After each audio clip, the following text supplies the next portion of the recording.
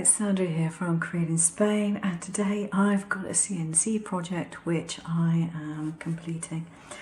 So I have several pieces cut out, all these, and I was left with a whole stack of these as well. Now what I'm doing is I'm making a wooden version of my Advent chalet, and these pieces which are cut out of the front section, do not throw them away if you're making this, because this can be the back of the drawer. So you will save yourself 25 cutouts by using those. So I have here the back piece. Unfortunately, my stuff is warped. I mean, look at that. It's really, really badly warped there. So I have the back piece. I have the front piece. This is obviously where the drawers are going to go in.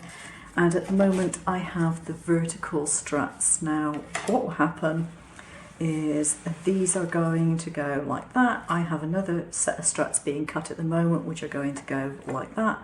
They will slot together and form the inside part of the box. It's supposed to be 3mm thick, but actually it's slightly under 3mm, which is why the slats in here have got slightly bigger holes than they need to have. Now the advantage of this is that if you are making it and you have a slightly thicker plywood, say 4mm, you won't have to alter the file. If you're particularly bothered that these slats are going to be a loose fit, as obviously they are, you can adjust the file and make these slats a little narrower. What I need to do is to do a little bit of smoothing, and I've got my nail dust extractor here, and my E-file is... that's going to be what I'm going to use to be doing any odd filing. So I have an arbor band on here, which is just basically sandpaper in a band form. And all I need to do is take it across the edges to take off any fluff that might be there. I've already done the same sort of thing with this. It didn't have much in the way of fluffy edges anyway, but yeah, just if you need to. And the drawers, I won't bother doing these pieces individually until I've made up a drawer and I know that they're actually going to be used and they're going to fit. And then what I'll probably do is make the drawer and then just go over the completed drawer with the file as and when necessary. I've put this piece through my embossing machine to straighten it out a little bit, and it is a little bit straighter. It'll just help when it comes to putting this together. I find it quite hard to run the glue along an entire piece and put it on here without it being cold, so I'm going to try a different tack. I'm going to put a blob of glue on the front here and get this piece stuck down first, and then hopefully I will be able to run it down the seam and get it to work. So let's see if this is going to happen the way that I want it to. Okay.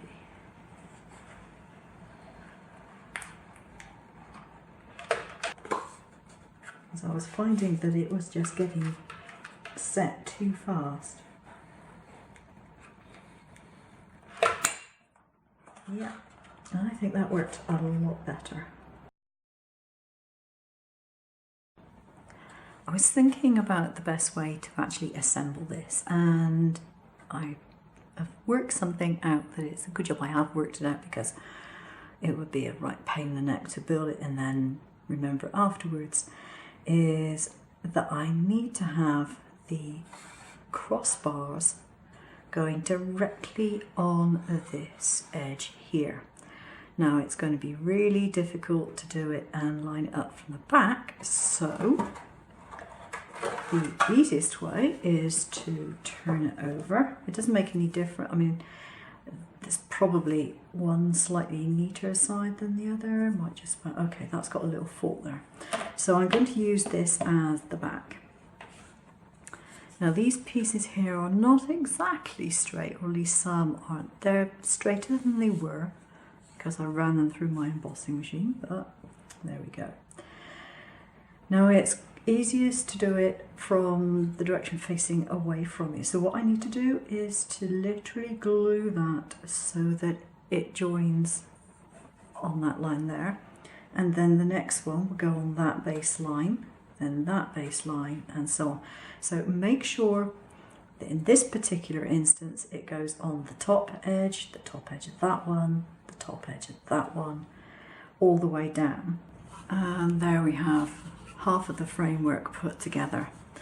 So it's important, as I said, to make sure it is directly at the sides, because this is precisely cut, and if you've got it over the edge it's not going to fit in the box properly. Now keeping it up the correct way but just turning it over, now I can put in these pieces. Now this piece goes at the bottom, and so these are just going to slot in. You don't even have to glue them.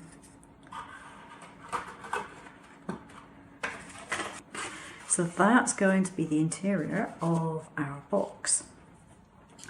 Now, depending on the finish that you want for your advent calendar, you might choose to do some painting now. Now, it just depends.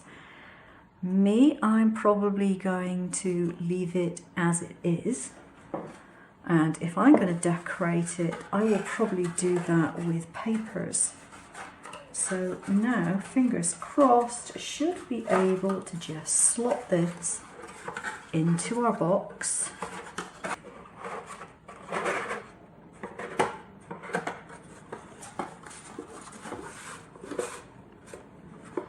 There we are. The basic box part is done. I've put together a drawer. I have modified it slightly to be a little bit wider than my original one. And it has been put together very simply with hot glue. And now, if I put that in there, you can see that it fits pretty well. Little bit of wiggle room, it's not tight. Now the only thing I would say is I put a finger catch there basically. Now it's up to you. If you really don't want anything to be seen, not even the slightest gap possible, then you can change the file and you can modify that so it goes straight across. Or you could make the whole depth of the drawer front slightly deeper and do it that way. Now there is a gap which you can see there is some wriggle room there up and down. I did do that on purpose because I didn't want it to be a really tight fit. But basically it works.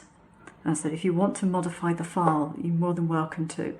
Now, if you do modify the file, what I've included in the file is a cutout which will allow you, if you want to cut out a piece of decorative paper or card or whatever. It could be a photograph, could be anything, but have a complete image.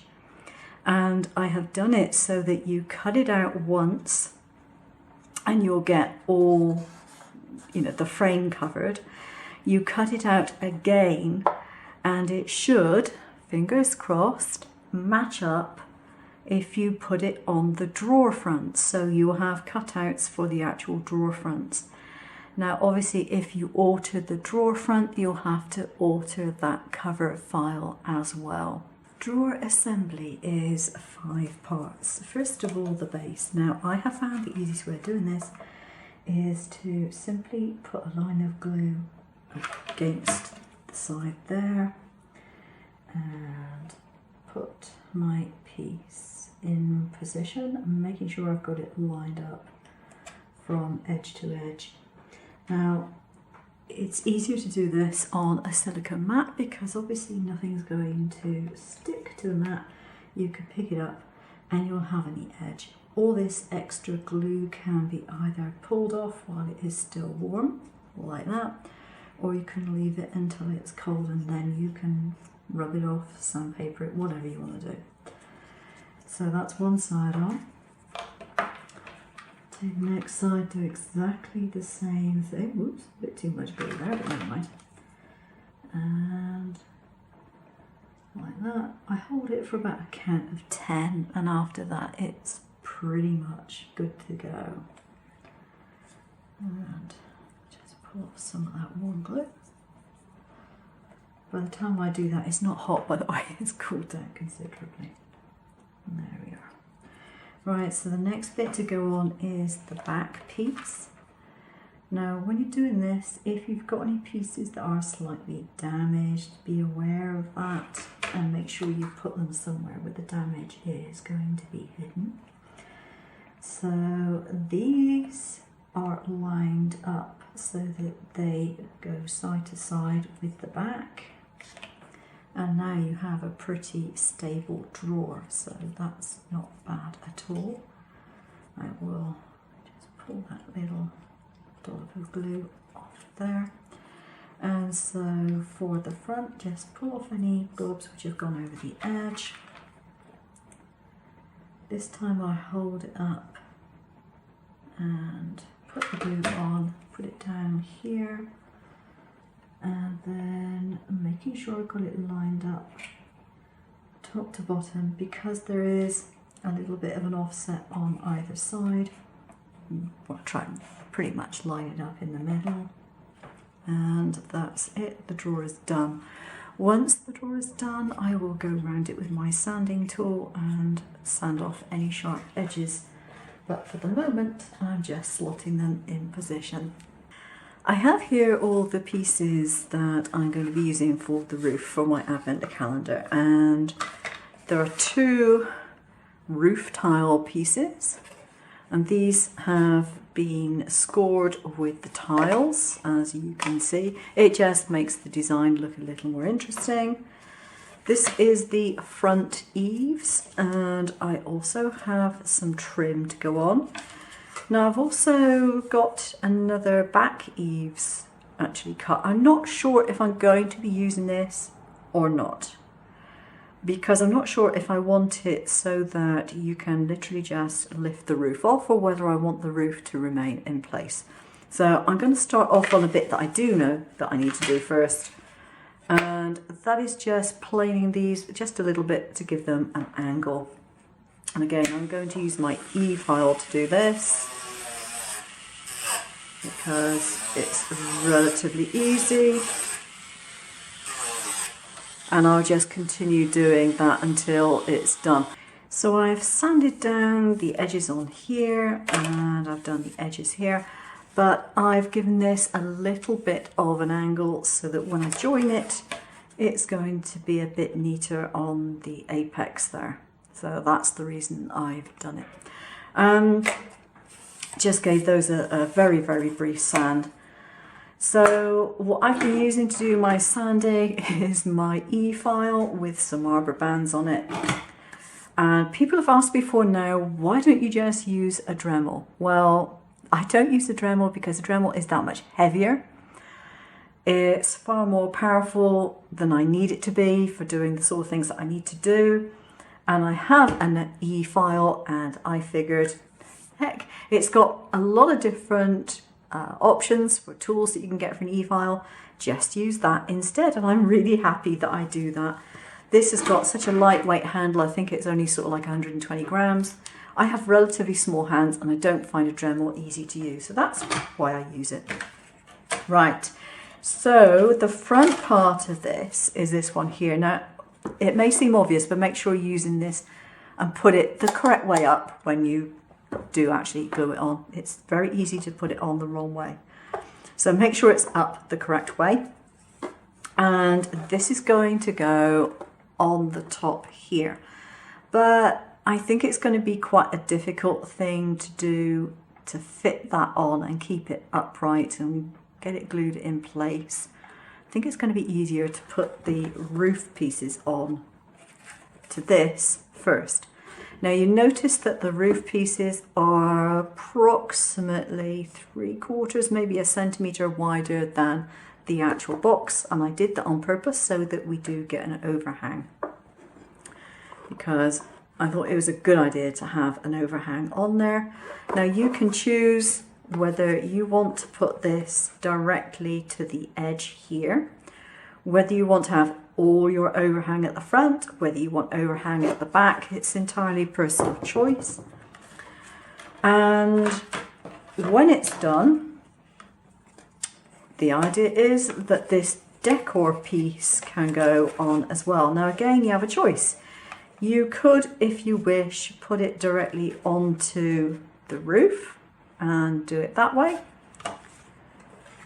Or if you really wanted to, you could put it under there, I guess. So, you know, you have the option. You do it whichever way you like. Now, if you're going to paint it, I would suggest you paint the pieces before you put it together. I'm not at all sure I'm actually going to paint this at all. So I'm going to be very brave and put it together without doing the painting first. I've got my glue gun heating up here, and yeah, I'm just going to go for it. It's not looking too bad. I think that's done pretty well. It's pretty neat on that edge regardless of my attempts at gluing, so that's not bad. That's not bad at all. So because I actually want to put lights in this, I'm going to have to make a hole in there. Now I should have got the hole cut when it was done on the CNC in the first place. That's what I should have done, but I didn't, because I thought I was going to have a removable top, and I'm now not going to have the top being removable. Okay, I've managed to make a hole in the back. Not the neatest job ever, but I've gone over it with the sanding tool, so there's no rough edges on there. And I said, I will put the hole in the back in the file, just to save you the aggravation of that. So I've now got to stick this in here, again, about 1 centimetre from the outer edge. Now I know this looks very odd, but there's a reason for this. I've got a piece of quite thick craft foam here, and I've rolled it up, and I have put it through the back hole through to the front. Now the reason for that is because this piece again was slightly warped, and because it dipped in towards the center, I was going to have difficulty in lining it up with the front edge of my box here. So now what I intend to do is to put this onto here like so, and once it's stuck down, I can then pull that piece of foam out through the back window like that. So that's my next job, and I have to really get it right first time.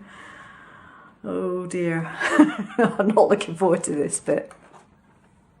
So here goes. I've got a fresh glue stick in here, so I shouldn't actually run out of hot glue before it's done anything. And I'm just going to put a hefty dollop of glue down here, because if I use more glue, it's not going to cool down too quickly. So fingers crossed that I'm going to be able to do this in one go, because I've really only got the one chance to do it. There we go, that's on. So I've managed to line it up with the front edge, which I couldn't do if I hadn't put that piece of foam in to push the front out. I'm going to keep it there until the glue has cooled down and there's no chance of it giving way. There. So most of it is actually done. I need to put my decor panel on the front here, but that is a relatively easy thing to do.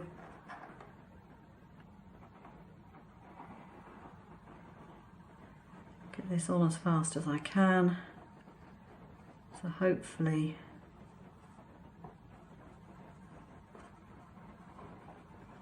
it won't have cooled down by the time I get this here.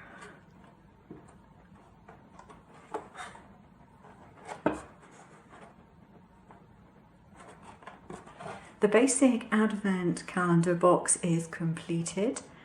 I will actually give you the file with an alternative for this roof. I will actually do like a design piece to go on top instead, for those who prefer that. I will probably include a file for the numbers if you want to cut those out, be it from paper or if you want to do them on a CNC, that's up to you. And I'm probably going to leave this one relatively plain and simple because I happen to like it. But I'll most probably include a decor panel for the sides as well for anyone who might want that. But basically, I'm pretty happy with my advent calendar.